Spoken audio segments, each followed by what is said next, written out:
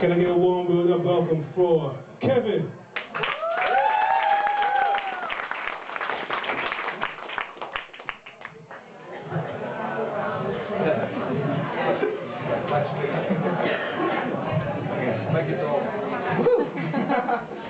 I grew up in a country with giants in the Netherlands, so I'm used to it. Okay, so lovely theme, love. I think we can, when we talk about love, I think we also should be able to talk about loss. And this first piece is called Love and Loss. One note that the thing that got me inspired a couple of years ago to start writing was actually a poet and his band, and they combined poetry and music, and that was absolutely mesmerizing. So I always wanted to, at some point, write a poem and be able to weave in lyrics and music into it. Now, this one has a song called Sound of Silence by Simon and Garfunkel, like really good music, and so just imagine the really angelic, enchanting voice, and some music on the background with this poem.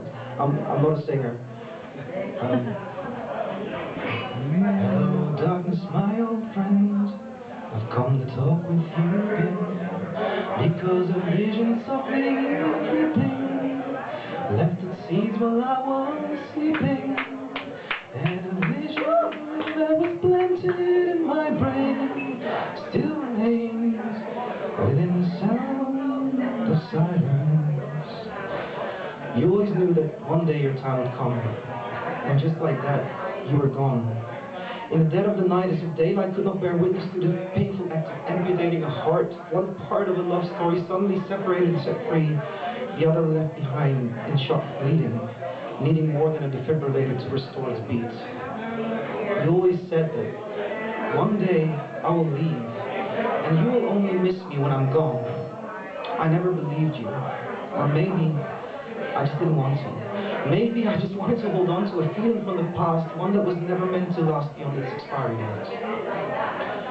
In restless dreams I walked alone, narrow streets and cobblestone, neath the halo of a street lamp, I turned my collar to the cold and damp, when my eyes were stabbed by a flash of a neon light, split the night and touched the old sound of silence. And our love had an expiry date, as all love has one when it's left to perish. We need to learn to cherish what we have. Like a muscle that you train for it to grow stronger, so does love hunger for it to be exercised over and over and over again. Only then, with blood, sweat, and tears, pain, gains, and losses, hurt, shame, and guilt, can love grow and build resilience. We were never supposed to feed off of love. Instead, we're supposed to plant seeds so that love can grow. But I forgot to bring a plow, water, fertilizer. I forgot to get down on my knees, dig the earth, tend the soil. Instead, I enjoyed the full harvest of love before letting my heart turn into badlands. And while badlands often have a spectacular color display, it's hard for love to find its way in an eroded heart. Fools said I do not know, silence like a cancer grows. Hear my words that I might reach you. Did you hear my, take my arms and I might reach you. But my words, like silent raindrops fell, echoed in the wells of silence. I'm sorry I took you for granted.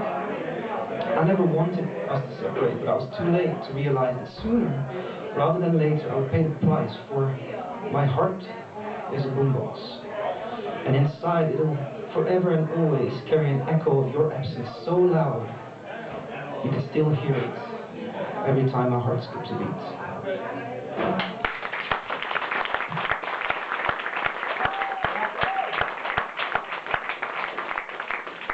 I think the nice thing about writers is, they can write amazing pieces on love, and with the most, complicated and enchanting, so like rhymes and sentences and metaphors.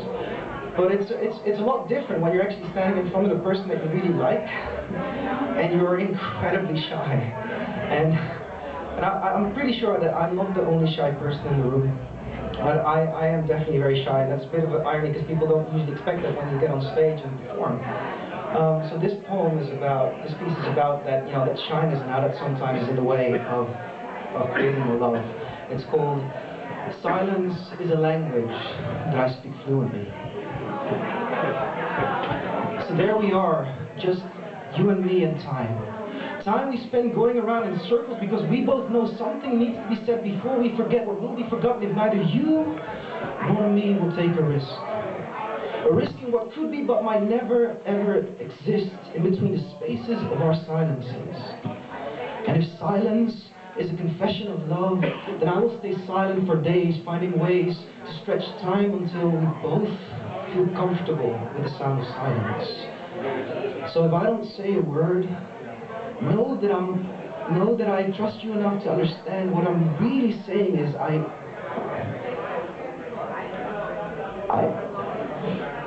like you.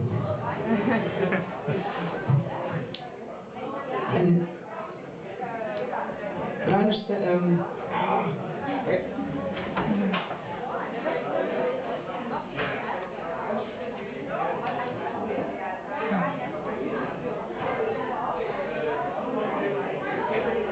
But I understand that you may need a hand with translating my silent words. So I wish I could be your eyes for a day. That way I can see, whenever you look at me, what you like and the things you like changing.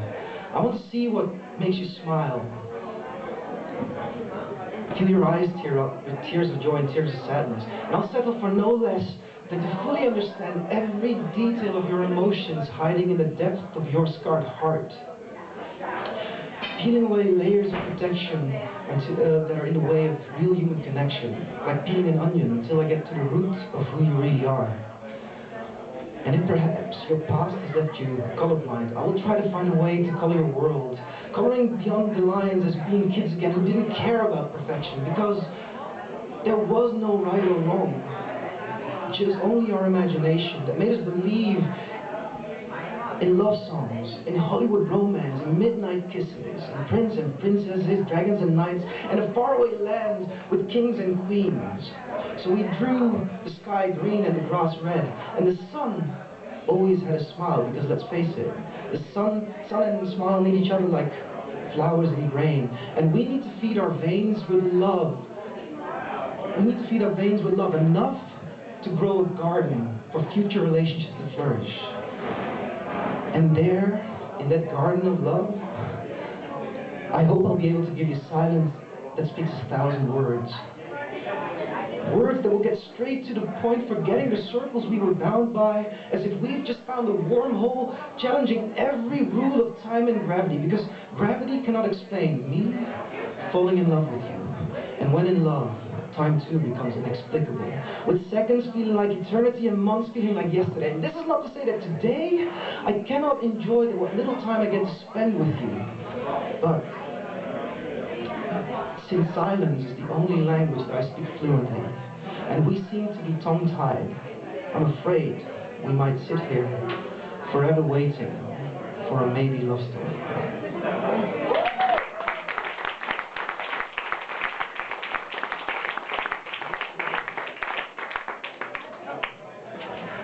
Last piece,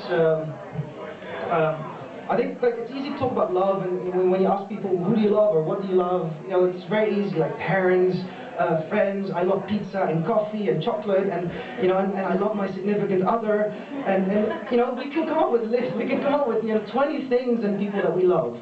But when we ask the question, who do you love?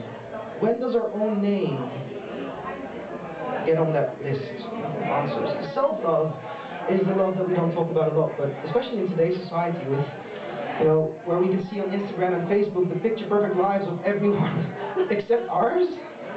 It's sometimes depressing. So this final piece is about self-love.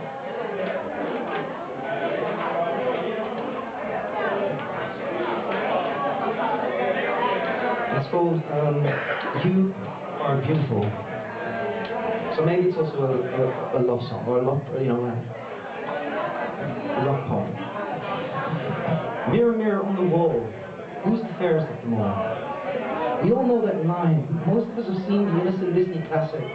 Back then, when we didn't give it much thought, but now, years later, and a greater sense of self-consciousness, that same mirror keeps haunting us, turning what was once a beautiful childhood dream into a living nightmare. So we stare and notice every unevenness, every spot, every pimple, every part we started to hate the moment our fate was sealed when we picked up that magazine. Watched all those fairy tales about prince and princesses, Hollywood movies starring the 50 proclaimed most beautiful people. Idealized their lifestyle and looks, fashion, and passionately sought to be like them. We bought into all that crap, even though we knew it was wrong. That like a bad song, the tune kept humming in our head. It fed our desire for plastic surgery, Photoshop, and shopping for brands. As if photoshopping our selfies is the cure for a society that has always misunderstood beauty. You are beautiful if. As if wearing branded clothes hides the ugly truth of an industry cashing in on making us feel not enough. You are beautiful if. As if plastic surgery can fix a damaged soul that isn't broken, just exposed too often to a make-believe world of glitz and glamour. You are beautiful if. But in our search for truths and absolutes, we forgot that the truth is right in front of us. That a mirror never lies, mirrors never do. It's you and only you that you see in the reflection. So be honest, be sincere. Confront your fears and see what you've always denied yourself to be. You are beautiful. You are beautiful despite the ease with which you believe the opposite. You are beautiful. Despite the tears at night over broken relationships, you are beautiful. Despite the scar gracing your face, you are beautiful. Despite the lies you tell yourself over and over again, you are beautiful. See, beauty isn't just on the inside. Beauty is everywhere. Your character, your fingers, your eyes, thighs, your failures, your successes, your mistakes, your glasses, your wrinkles, your dimples, your temper, your knees, your belly, your smile, your hair. You are beautiful. Your passion for things that I'm not, and everything we share. Your passion for caring for others more than yourself. Your passion for justice in everything that isn't. Your passion for tea when mine is coffee. Your passion to explore the world that closes its borders. Your passion for making a difference. Your passion for you are beautiful. The way you see people. The way you get excited from seeing kids play. The way you laugh when someone makes you. The way you say, "How are you?" and mean it. The way you care when you don't have to, the way you stay every time you could have gone, the way you remain hopeful, no matter how many times life knocks you down, you are beautiful. The way you look in sweatpants, the way you look in a plain white t-shirt, the way you look in a skirt or jeans, the way you look in your favorite outfit, the way you look with and without makeup on, the way you look on Sundays and every day, the way you look in the morning and evening and every time in between, the way you look without wearing anything. You are beautiful.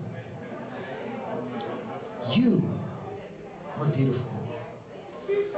You are beautiful. You are beautiful. And I'll never be able to say it enough times. And maybe it won't change a thing. But I refuse to lose any opportunity to tell you, even if it takes a lifetime. I'll stay hopeful that one day you will see what I've always seen. You are beautiful.